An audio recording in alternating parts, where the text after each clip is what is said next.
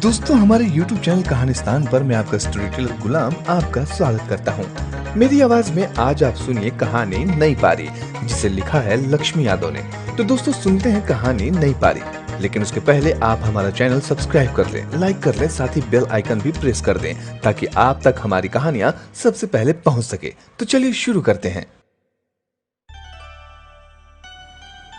कुछ दिनों से शर्मा जी के चेहरे की रौनक ही बदल गई है। हमेशा सादे रंगों के कपड़ों में नजर आने वाले शर्मा जी अब तो कभी कभी चटक रंगों के टी शर्ट में भी दिखाई देते हैं।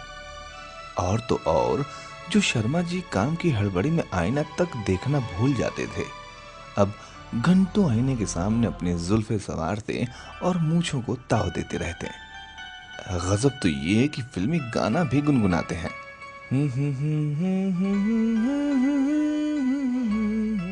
अक्सर शाम को ऑफिस से जल्दी घर आ जाते हैं और सीधे चाय की टपरी पर पहुंच जाते हैं, जहां उनके हमउम्र दोस्त पहले से बैठे रहते हैं। चाय पर चर्चा ऐसे शुरू होती है कि कभी कभी तो रात के 9 बज जाते हैं और बेटा आकाश उन्हें खाने के लिए बुलाने आता है। पापा, रात काफी हो गई है, अब घर चलिए, खाना खाना है। जब जाकर उनका ध्यान घड़ी की ओर जाता है। अरे हाँ, काफी रात हो गई। अच्छा, मैं चलता हूँ। और सभा बर्खास्त होती है। शर्मा जी कुछ ही दिनों में नौकरी से रिटायर होने वाले हैं, लेकिन उनके रुआब देखकर तो लगता है जैसे उन्हें अभी अभी नई नौकरी मिली हो और अब बस उनके ब्याह की तैयारी होने वाली हो। मिसेस शर्मा अपने पति की नई आदतों और बदले बदले अंदाज को देखकर खासी परेशान हैं। और हो भी क्यों ना, दिन भर घर में आस पड़ोस की उनकी सहेलियां आकर तरह तरह की बातें मिसेस शर्मा से शर्मा जी के बारे में बोल जाती हैं। कुछ का तो कहना ये भी है कि रिटायरमेंट का सदमा न झेल पाने के कारण ही शर्मा जी ऐसी अनाप शनाप हरकतें कर रहे हैं। कुछ दिनों में अपने आप ठीक हो जाएंगे। कुछ का कहना है कि जरूर शर्मा जी किसी जवान लड़के के इश्क में गिरफ्तार हो गए हैं, जिनकी भनक भी मिसेस शर्मा को नहीं है।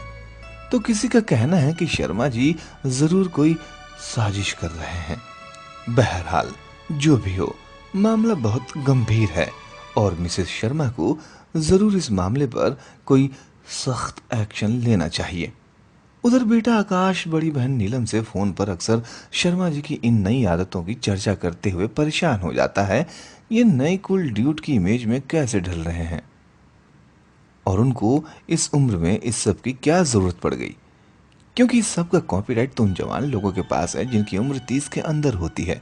60 के पार वालों को इस सब की भला क्या दरकार। जब सुबह शर्मा जी बगीचे में लगे नए पौधों को, जिनको अभी हाल ही में शर्मा जी जाने कहां से खरीद लाए थे, को बड़े प्यार से पानी देते मिसेस शर्मा देखती हैं तो तरह तरह के सवाल उनके मन में आते हैं, लेकिन वो शर्मा जी से कुछ पूछ नहीं पाती।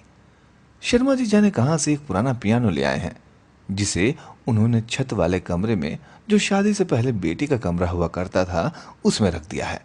और उस कमरे की दीवार पर लगे मोटे छल्ले से एक झूला कुर्सी भी बांध दी है, जिस पर बैठकर रात में घंटों जाने क्या सोचा करते हैं और एक डायरी में लिखा करते हैं।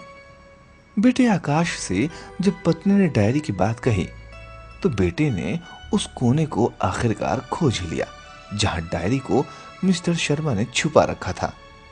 लेकिन अफसोस कि डायरी पढ़ना संभव ना हुआ, क्योंकि डायरी में तो लॉक लगा हुआ था। झटपट डायरी वापस वहीं रख दी गई जहां से उसे उठाया गया था। शर्मा जी का यह नया रूटीन जारी रहा, बल्कि कुछ चीजें और जुड़ती गईं।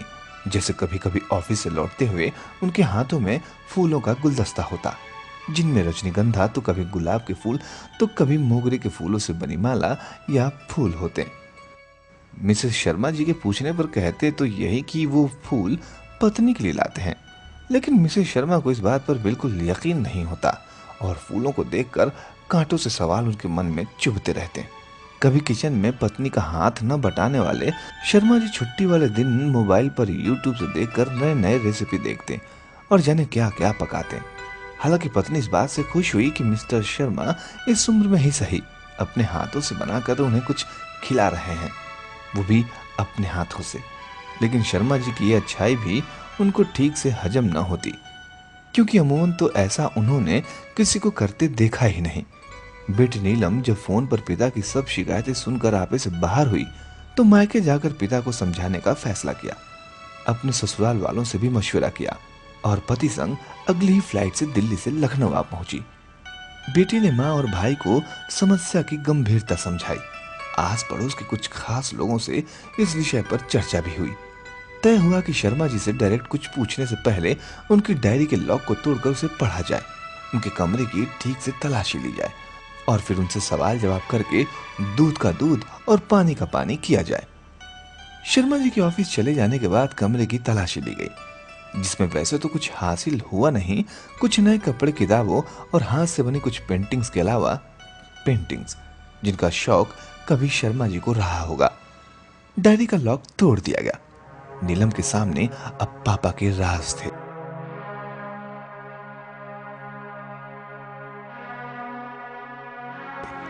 जिन्हें वो बस जल्दी से जान लेना चाहती थी। आकाश डायरी पढ़ने लगा कि नीलम ने कहा कि बोल के पढ़ो कि सब सुन सकें। आकाश बोलकर डायरी पढ़ने लगा। मैं विजय शर्मा अपनी जिंदगी की नई पारी की ओर पूरी उम्मीद से देखता हूं और अपनी आंखों में कुछ नए ख्वाब सजाता हूं, जिन्हें दिल के एक कोने में बरसों संजोए रखा कि एक दिन फुर्सत में खोलूंगा दिल की संदूक और झाड़ पोंछ कर इन ख्वाबों को सजा लूंगा पलकों पर। मन भर देखूंगा खिलते हुए फूलों को, सूरज और चांद को उगते और डूबते देखने की फुर्सत होगी।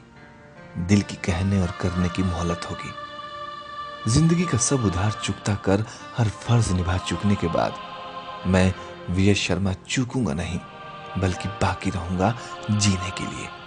फिर से एक नई पारी जिसमें मेरे और मेरे अपनों के लिए होंगे कुछ नए ख्वाब, जिनको जी लेने की ख्वाहिश में मैं संगीत भरूंगा जीवन में और यूं ही जीता रहूंगा ताउम्र। मरूंगा नहीं। मरने से पहले मैं फिर से खुद में एक नई उम्मीद भरूंगा। डायरी में लिखे शब्द सुनकर सबकी आंखों में आंसू भर आए। आकाश से भी आगे कुछ पढ़ा न गया। तभी डोरबेल बजी।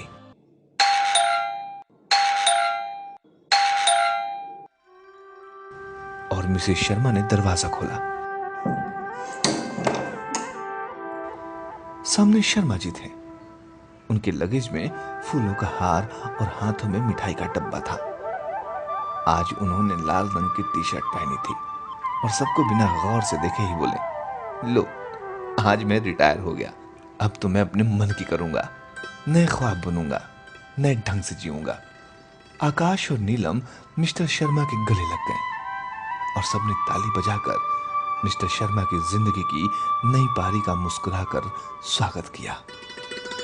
तो दोस्तों, कैसी रही ये कहानी हमें कमेंट बॉक्स में जरूर लिखें और अगर अच्छी लगी हो तो प्लीज लाइक और शेयर जरूर करें। साथ ही चैनल को सब्सक्राइब भी कर लें ताकि आपको नई नई कहानियां, मजेदार कहानियां और मोटिवेशनल कहानियां आप तक पहुंच सके। तब तक के लिए नमस्कार।